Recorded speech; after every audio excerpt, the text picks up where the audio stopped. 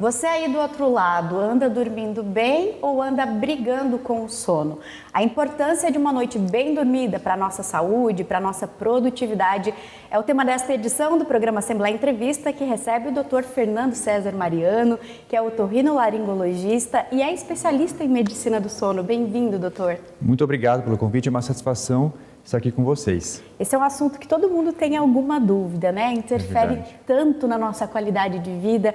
Queria começar te perguntando o que os estudos dizem sobre a quantidade de brasileiros que sofrem com algum distúrbio de sono. Olha, as estatísticas elas apavoram, porque a gente vê que, em média, 70% dos brasileiros têm alguma queixa com relação ao sono. Então, estatísticas recentes, né? A gente percebe que, principalmente, dois vilões do sono acabam sendo mais impactantes, que é a insônia, o ronco e a apneia do sono. Então, estimativas, por exemplo, nos remetem a 40% da população tem algum problema com insônia. Principalmente mulheres, seja por causa da questão hormonal, seja por causa da demanda do trabalho, do cuidado em casa, cuidado com a família. Os jovens também são muito suscetíveis também por causa do contato com as telas. Os idosos, a gente tem uma população cada vez mais envelhecendo, vai ter um sono mais fragmentado, com mais dificuldade para iniciar o sono. E, por outro lado, o ronco e a apneia do sono acomete 1 a cada 3 pessoas no Brasil. E, pasmem, a questão do diagnóstico ainda está muito aquém do necessário. A maior parte das pessoas não tem uma subnotificação e um subdiagnóstico, as pessoas passam anos sem tratar, sofrendo com o problema. Uhum. Essa questão que você comentou das faixas etárias ali, né? A questão da mulher, da sobrecarga dela de trabalho e outros fatores da vida moderna, tem interferido nessa porcentagem de pessoas que Com certeza. sofrem? A questão de como lidar com estresse, com ansiedade. O Brasil é um dos países com maior índice de ansiedade do mundo. Então, tudo que a gente faz durante o dia acaba interferindo com o nosso padrão de sono. Então, a mulher, caracteristicamente, tem essa questão cultural, essa demanda a maior. Então, a chance de ter insônia realmente é um grau mais elevado. Uhum. E a gente escuta falar muito, doutor, sobre as fases ou estágios do sono, né? Que fases são essas e qual que é a função de cada uma delas? Perfeito. Eu costumo brincar com os pacientes que o sono é como se fosse uma orquestra que está bem ensaiada. Então, cada uma dos instrumentos é importante e insubstituível. A gente costuma classificar o sono em quatro fases. Então, a gente tem o sono REM e o sono não REM. O sono não REM é dividido em fases N1, N2, N3, de acordo com o grau de aprofundamento do sono. Cada um tem a sua importância. Então, por exemplo, a primeira fase, que é a fase N1, é aquela transição para o sono. A N2 é um sono mais leve, a N3, que é o sono profundo, que a gente fala de ondas delta, que é importante para a restituição da parte física. Então, a gente tem, por exemplo, a secreção de hormônio de crescimento, quando a criança cresce. A gente tem até uma faxina cerebral durante essa fase, e é importante também para a consolidação de memórias e para o sistema imunológico. Já a fase REM é quando nós temos sonhos vívidos e é uma parte muito importante para a consolidação emocional, para o nosso humor, para a nossa criatividade, para a memória também emocional. Então, nós vamos ciclando mais ou menos 3 a 4 vezes por noite cada uma dessas fases, do sono não REM para o sono REM, e cada uma delas é importante para o nosso dia a dia. Qual que é a interferência da gente não alcançar esse sono profundo? Ótima pergunta. Então, primeiro que a gente vai ter uma qualidade das memórias muito pobre. Segundo, a gente vai se sentir muito mais cansado, irritado e tendo um rendimento, uma produtividade muito menor durante o dia a dia. Então, a gente lembrar que o sono profundo, ele acontece mais na segunda metade da noite. Então, a gente precisa ter uma quantidade de horas razoável para a gente atingir essa fase profunda do sono. Tem a questão da quantidade de horas ideal para cada faixa etária? Existe isso ou não? Claro que é uma coisa mais individualizada, mas as nossas academias, as nossas associações, recomendam, por exemplo, para um adulto jovem, entre 7 a 9 horas, já para o adolescente, 8 a 10 horas. Então, essa é uma faixa de recomendação de um sono saudável, de quantidade de sono saudável de média populacional. Quem não consegue atingir esse ideal já pode se considerar dentro de uma privação de sono? Quando que é patológico mesmo? Considerando um adulto jovem, se entre 7 a 8 horas, a 9 horas de sono, é estatístico. Quem dorme menos que 7, principalmente menos que 6 horas, já se enquadra com os malefícios da privação do sono. E quais são eles, né? O senhor falou da Enormes. memória e tal, mas pode de fato desencadear doenças? A gente percebe que a privação crônica de sono já está relacionada como fator independente para mais ou menos 50 doenças. Olha só que interessante, se você for levar a sua família para vacinar amanhã cedo, e de repente para vacinar para a vacina da influenza, da gripe, se por algum motivo você não dorme bem essa noite, a chance de produção de anticorpos pela vacina vai ser muito menor, a ponto de você ter que refazer a vacina. Então veja, uma noite única de privação já é ruim. Agora, uma privação crônica tem efeitos que vão desde pressão alta até alguns tipos de câncer, até Alzheimer. Por exemplo, nós temos na fase profunda do sono essa faxina cerebral que a gente elimina detritos, proteínas que foram se acumulando e que não são benéficas para o nosso organismo, que chama sistema linfático. Então, se a gente não dorme a quantidade de horas ideal, as proteínas, por exemplo, beta-amiloides vão se acumulando e podem causar Alzheimer. Outra situação também, a Academia Americana de Cardiologia acabou de implementar, de incluir o sono como um dos 8 pilares modificáveis de estilo de vida. Então, para você diminuir a chance de ter problema cardiovascular, eles recomendam, além de parar de fumar, ter uma dieta adequada, fazer atividade física, dormir uma quantidade de horas adequada. Outra situação também, além então do Alzheimer, de alguns tipos de câncer, da situação também do coração, é a sonolência excessiva que leva a acidentes de trânsito. Mais ou menos 40% dos acidentes graves de trânsito no Brasil são por causa de sonolência excessiva, de falta de sono, de privação crônica de sono.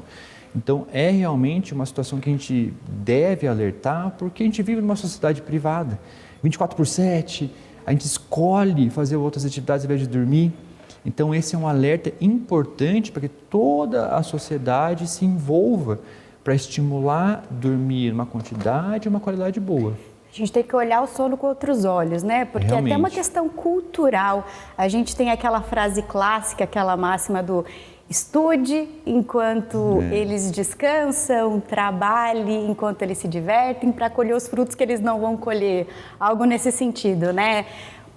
O que o senhor pensa sobre isso? É válido Exato. você se privar desse descanso por conta de uma meta? Infelizmente, a gente escuta dos próprios pacientes, olha, mas eu vou dormir, vou perder tempo, é uma perda de tempo. Então, isso é realmente eu vou escolher trabalhar para não dormir, para render mais. Isso é totalmente uma falácia. A produtividade depende muito de um sono de qualidade. Então, isso a gente tem que vencer todo dia esses estigmas que levam a pessoa a escolher, por exemplo, fazer uma academia de madrugada. Puxa, isso é contra a fisiologia. O nosso organismo foi talhado de milhões de anos, desde os nossos antepassados, para sermos diurnos e aproveitar a noite para dormir. Então, isso está realmente É prejudicial, então, trocar, mesmo que seja para uma atividade benéfica, como exercício físico? Sim, claro, fazer atividade física sempre é bom. Mas toda atividade noturna que a gente está se privando de sono, a gente vai ter que pagar essa conta mais para frente. Então, nosso metabolismo é um ciclo vigília e sono, e o sono, nós somos seres humanos que precisam dormir à noite. O sono nunca é igual quando a gente dorme de dia. Dormir uma soneca no meio do dia não... Ótima pergunta. Não interfere. Hoje em dia, depende. Se a soneca é de 15, 20 minutos depois do almoço, ainda é tolerável. O errado é quando a gente precisa fazer sonecas regulares, porque isso já diz que a gente está dormindo pouco à noite. E principalmente se a soneca for maior que 20, 30 minutos, vai atrapalhar o ciclo noturno. Então, pequenas sonecas ainda são toleradas. Mas se a gente está precisando de muitas sonecas, quer dizer que está falhando à noite. A gente tem que privilegiar o sono noturno. E a gente vê muito essa rotina em quem é vestibulando, quem é concurseiro, que tem essa sobrecarga do estudo. Mas pode comprometer, inclusive, a assimilação do conteúdo se a gente trocar uma coisa por outra? Os danos para a parte executiva, para as decisões, para a tomada de decisão, para a gente acumular essas memórias, o sono é fundamental. Tem 3 áreas no cérebro que são bem interessantes de comentar, que é o córtex pré-frontal, o hipocampo e a amígdala. A gente tem amígdalas no cérebro também, além da amígdala na garganta. Então, o sono é importantíssimo para essas 3 áreas, porque o córtex pré-frontal é aquela parte racional, que a gente vai fazer as decisões, que a gente não vai agir por impulso. Se a gente dorme pouco, esse córtex pré-frontal ele fica anulado. E, por outro lado, a amígdala, que é responsável pelo controle do medo, da ansiedade, fica hiperreativa. E, por outro lado, também o hipocampo, que é responsável pelo armazenamento das memórias, também fica depreciado. Então, em resumo, se a gente dorme pouco, a tomada de decisões, as escolhas corretas ficam ruins. Então, imagina um adolescente que está em fase de desenvolvimento, que dorme pouco, aumenta a chance de impulsividade e de depressão, e até existem relatos científicos de aumento da tendência suicida, inclusive. Então não adianta pensar que você vai ser mais produtivo dormindo menos, isso é totalmente errado. Você precisa ter o cérebro, que inclusive a gente acha que dormindo vai estar totalmente passivo, não. Essas funções estão extremamente evoluídas durante a noite, então a gente precisa, para o nosso raciocínio, para a nossa memória, para o nosso desempenho, dormir bem. Bom, e tem um distúrbio de sono que incomoda muita gente, que é o ronco, né? Inclusive virou o teu apelido naturalmente por conta de lidar muito com isso, né? Quando de fato esse barulho aí na respiração, na hora de dormir, pode virar uma patologia? Quando a gente tem que começar a deixar de achar que é só um incômodo? Perfeito. Felizmente eu já tive realmente a felicidade de atender muitas pessoas, ajudar muitas pessoas com problema de ronco e da apneia. Quem ronca dorme mal e quem está do lado dorme pior ainda. Então o ronco, além de atrapalhar a qualidade do sono do paciente, atrapalha quem está do lado, causa insônia. E é um sinal, muitas vezes, de alerta realmente para a apneia do sono, que são pausas respiratórias por causa, por exemplo, do fechamento da garganta. Então, se a pessoa ronca a maior parte das noites, um ronco alto, intenso, que pode ser escutado do outro cômodo, isso é um sinal realmente de preocupação. A apneia do sono, muitas vezes a pessoa fica 10, 20, 60 segundos sem oxigenação. E isso o cérebro interpreta assim, poxa, você tem que acordar para voltar a respirar. Então isso tem uma descarga crônica de adrenalina, cortisol, que causa muitos microdespertares. Então as estatísticas mostram 1 a cada 3 pessoas tem o problema de apneia no Brasil. Só que a grande maioria não está diagnosticada e muito menos tratada. Então esse que é o nosso alerta. O ronco não é um sinal de piada, de brincadeira, que infelizmente sempre acontece. Sempre fica nessa coisa mais pejorativa, exato, né? Mas a gente tem que alertar que é um sinal de distúrbio respiratório, a tua respiração está falhando à noite. E ainda mais perigoso quando vem junto com esses engasgos, quando a companheira, o companheiro percebe, olha, você está se engasgando, você parou de respirar por algum tempo. Então esse é um sinal de alerta que merece investigação. E claro, tem tratamento, essa que é a parte boa. Eu ia te perguntar justamente sobre isso. Quais as alternativas hoje? Se pode tratar de maneiras muito melhores do que antigamente, deduzo? Sim, com certeza. Tudo depende do grau da apneia. A gente tem como estratificar isso, por exemplo, com um exame de polissonografia, que também já é facilitado, porque você pode fazer em casa. Então isso a gente tem conseguido modernizar cada vez mais. Dependendo do grau da apneia, a gente pode resolver, por exemplo, com cirurgias, até cirurgia com robô a gente tem feito hoje em dia. Mas também tem equipamentos, como o famoso CPAP, que é como se fosse um pequeno compressor de ar que garante essa entrada da respiração. Nós temos estímulos com outros profissionais também, como fonoaudiologia, que é uma estimulação para a faringe, para essa musculatura, equipamentos menores que o próprio dentista pode fazer. Então, existe uma gama enorme de tratamentos, claro, tudo baseado na avaliação no exame físico e também na avaliação com o exame de polissonografia. Mas sempre tem o que fazer e quando se o teu companheiro, a sua companheira está te alertando, você está acordando com boca seca, com dor de cabeça, procure ajuda. Doutor, e quando não é uma escolha, você quer muito dormir, mas não consegue, a insônia, né? Deitar a cabeça no travesseiro e simplesmente não conseguir fazer com que a cabeça desacelere, não pegar nem no sono leve, nem no sono profundo.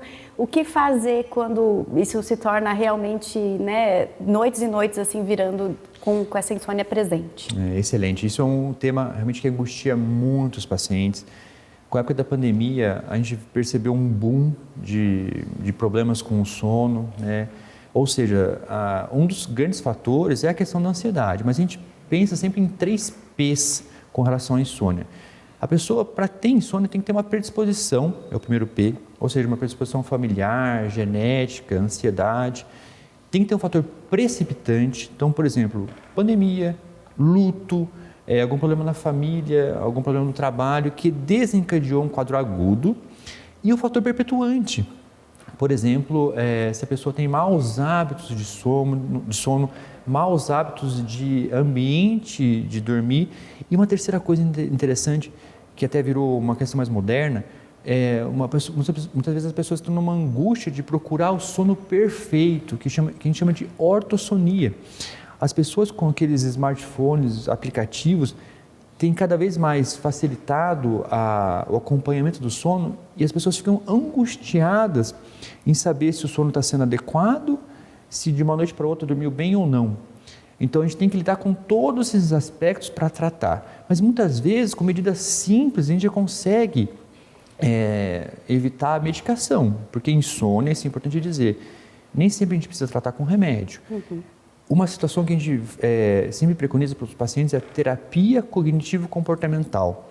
Então, são estratégias que envolvem higiene do sono, lidar com os pensamentos antes de ir para a cama e também lidar com um ritual de relaxamento, por exemplo, antes de ir para a cama, atenção na respiração, reservar um tempo para você perceber que agora chegou a hora de descansar, para você avisar teu cérebro.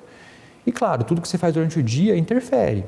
Lidar melhor com essa questão da ansiedade, fazer pequenas pausas para analisar isso durante o dia, tudo isso tende a minimizar conforme o tempo vai passando, mas são questões de hábitos que a gente tem que tentar rever pessoa a pessoa. A tecnologia mudou muita coisa nesse cenário, nesse hábito, né, de limpeza ali antes de dormir. Inclusive, o senhor comentou ali sobre a questão do relógio, mas, né, as telas estão mais presentes na nossa vida como um todo. Gostaria que o senhor comentasse sobre a interferência disso e também do acesso à informação por meio da internet, né? Se o senhor acredita que isso trouxe malefícios ou benefícios, né? As pessoas estão procurando mais ajuda por conta disso ou estão se autodiagnosticando mais, né? Quais os perigos envolvidos? Perfeito. A questão Claro, os jovens é um público mais vulnerável. Então, o uso excessivo das telas, seja pelo smartphone, seja pelo computador, a luz azul, que é típica desses eletrônicos, interfere muito na produção da melatonina. Então, esse é o primeiro ponto. A gente tem que limitar o uso dessas telas antes de ir para a cama. Segundo, porque deixa a gente mais alerta também, rouba horas de sono, e muitas vezes o conteúdo, redes sociais, essa questão do próprio conteúdo, também deixa as ondas cerebrais mais alertas. Então, isso é realmente um ponto essencial. Por outro lado, trouxe também mais acesso a informações, Como eu comentei, existem aplicativos, cada hora surge uma modalidade diferente de aparelhos vestíveis para você acompanhar o seu sono. Por um certo ponto é interessante, mas a gente não pode se ater muito a isso, porque senão acaba convergindo para esse outro extremo da ortossonia, que é essa preocupação excessiva. Nem todos os aplicativos são validados, então sempre a avaliação com o especialista ainda é fundamental. Mas a questão desse excesso de informações, para muitos pacientes tem sido um algoz, mas a gente tem que saber que faz parte hoje do dia a dia, o que a gente sempre tenta orientar é que seja usado com parcimônia. Uhum. E, doutor, um ponto que é curioso, que passou a ser mais popular, a gente escuta mais as pessoas falando que usam melatonina como um suplemento ali para induzir, para melhorar o sono, né? Muito vem da questão dos transtornos, né? A gente vê pessoas, né, neurodivergentes que já têm uma questão embutida, né, de sono ali na condição dela, mas se tornou mais popular até em outras pessoas. Enfim, quando de fato a melatonina é indicada? Ótimo.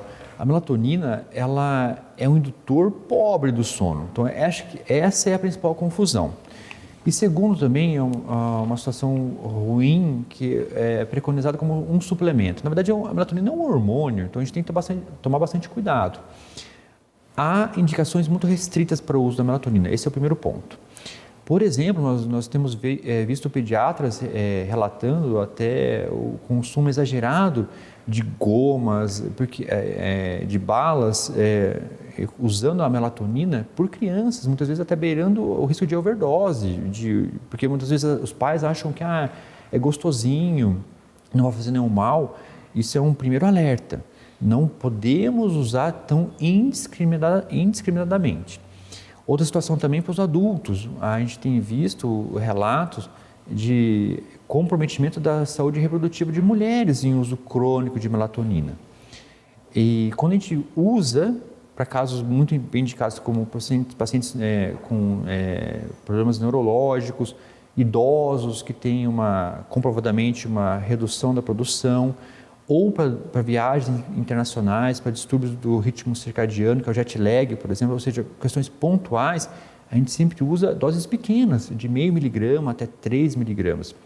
Então, a gente tem que tomar cuidado, que é um hormônio que é secretado para sincronizar o nosso ciclo vigília-sono, ou seja, só para alertar, olha, cérebro, escureceu, agora está na hora de dormir. Então, ele não é um bom indutor de sono, desfazer essa confusão, e tem que ser indicado para casos bem específicos, e se a gente abusa da melatonina, sim, pode ter efeitos colaterais ruins, tanto para crianças e para pessoas de idade adulta. Que importante essa informação. E, doutor, qual que é o impacto socioeconômico de tudo isso que a gente conversou até agora? Porque isso se interfere na produtividade do trabalhador, interfere na saúde dele, que impacta em custos para o sistema de saúde como um todo. Então, a gente tem um impacto socioeconômico, né? Como é que o senhor enxerga isso? Com certeza. Dormir pouco, dormir mal, custa caro. Tanto para o indivíduo, quanto para a empresa e quanto para a sociedade. Existem alguns levantamentos até mundiais. Mas, por exemplo, aqui no Brasil já tem cifras de custos com o sono ruim, nas cifras em torno de 50 bilhões de reais por ano que o Brasil perde com gastos envolvendo a saúde, a produtividade, tanto pelo absenteísmo, a pessoa falta muito ao trabalho, quanto também o presenteísmo. A pessoa pode estar ali presente, mas ela não consegue dar conta do seu trabalho. Como também aposentadorias mais precoces, por causa dos acidentes de trânsito, acidente de trabalho. Então, o paciente que dorme pouco, ele tem pelo menos 6 vezes mais chance de ter um acidente grave de trânsito, 3 vezes mais de ter um acidente grave de trabalho. E a questão da apneia, quando não é tratada, ela gera internamentos mais custosos, morte precoce. Então, é uma gama de uma população ativa que acaba morrendo mais cedo e deixando a economia realmente mais vulnerável. Então, é uma discussão que a gente começa a ter desde a criança, desde o jovem, os pais, porque é um problema de saúde pública que realmente envolve cifras gigantescas. Você acha que a gente tende a mudar isso na próxima geração? Você acha que no futuro a geração vai enxergar melhor essa questão da qualidade do sono ou não? A nossa ideia é que sim, porque, por exemplo, nós fazemos programas educativos, toda essa possibilidade de conversar com a sociedade. Então, a gente se esforça para tentar mostrar para a população o quanto isso é importante. Nós vemos, sim, um movimento dos jovens em prol de ter uma qualidade de vida melhor. Isso tem envolvido, sim, o sono. Então, a gente tem visto cada vez mais jovens procurando o atendimento médico para esclarecimento, para buscar uma condição melhor de sono e de vida. Então, eu tenho sim eu sou uma pessoa otimista nesse sentido, para valorizar mais o tratamento do ronco da apneia, para as pessoas saberem que buscar a orientação correta. Claro, tomando cuidado muitas informações que circulam na internet são ruins de tratamento também, isso é uma ressalva. Mas eu sim, eu sou otimista de que as pessoas estejam cada vez mais alertas da importância do sono e dessas patologias também, desses distúrbios que têm tratamento e que ajudam muito a qualidade de vida. Doutor, estamos quase finalizando aqui a nossa entrevista. Uma última pergunta com várias dúvidas embutidas nela. Sobre a questão do privilégio que às vezes é dormir, né? Porque assim, a gente dá todas essas recomendações do ponto de vista de alguém que pode escolher dormir exatamente esse número de horas, mas muitas vezes não é uma escolha. A pessoa tem que acordar de madrugada, porque pega 2, 3 ônibus para chegar até o trabalho, né? Tem toda uma sobrecarga envolvida, a questão socioeconômica mesmo que a gente falava, né? Então, assim, quais hábitos a gente pode desenvolver, né, para fazer essa limpeza do sono, para ter essa melhor qualidade de vida relacionada ao sono, mas principalmente para esse público mais vulnerável, né? Como minimizar os efeitos daquilo que já é uma realidade, né? Eu concordo que é uma situação angustiante ver, por exemplo, o trabalhador de turno, que não tem tantas escolhas. Então, é realmente um público muito vulnerável. Mas se a gente puder fazer recomendações genéricas, que podem ser incluídas na rotina de todas as idades, eu começaria pensando da seguinte forma.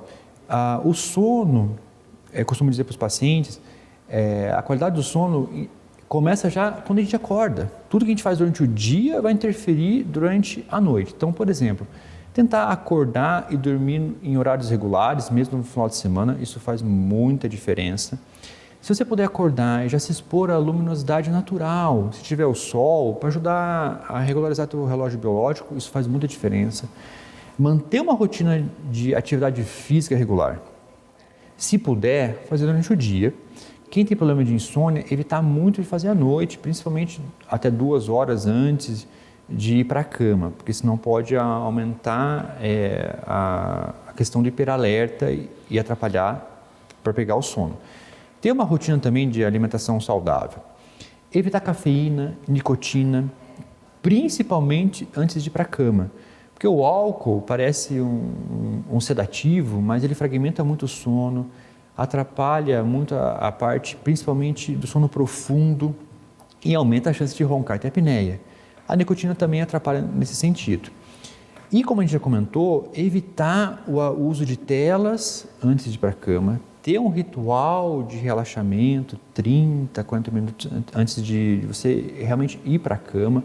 Isso envolve meditação, ler um livro mais leve, ou ouvir um podcast de meditação. São pequenas dicas que o paciente pode incorporar. Evitar também conversas discussões antes de ir para a cama, porque isso vai te deixar mais atento e atrapalhar. Agora, com relação aos profissionais que precisam trabalhar de turno, realmente é um desafio, porque se a gente fosse viver numa sociedade ideal, a recomendação seria essa: trabalhar de dia e dormir à noite. Mas claro, pelas demandas, bombeiros, enfermeiros, médicos ou uma outra gama enorme de pacientes que trabalham de turno, é um desafio. estatisticamente, eles têm mais chance de ter problema de saúde e também de sono. Mas, por exemplo, saiu do trabalho, tenta sair, por exemplo, com óculos escuros e não se expor à luminosidade, ir direto para a cama. Ter o apoio dos familiares para deixar o quarto mais escuro, silencioso. Durante o dia é sempre o maior desafio, né? O ambiente já está acordado para trabalhar, mas tentar ter esse apoio dos familiares e, eventualmente, discutir com o médico especialista se há necessidade ou não de fazer algum tipo de medicação. Mas sempre cumprir todo esse ritual de higiene do sono, terapia cognitivo-comportamental, antes de começar algum tipo de medicamento. Ter essa regularidade, cuidar com a quantidade, porque daí a qualidade costuma vir durante o sono. Então, eu acho que essas são as dicas básicas que todo mundo pode seguir. Doutor, foi um prazer ouvi-lo, uma aula, nossa entrevista aqui. Obrigada pela participação, viu? Muito obrigado, é realmente um prazer, eu fico à disposição e espero que as pessoas durmam cada vez melhor. Amém. Boas noites de sono para todos nós. A gente fica por aqui e a gente se encontra numa próxima edição do programa Assembleia Entrevista. Até mais.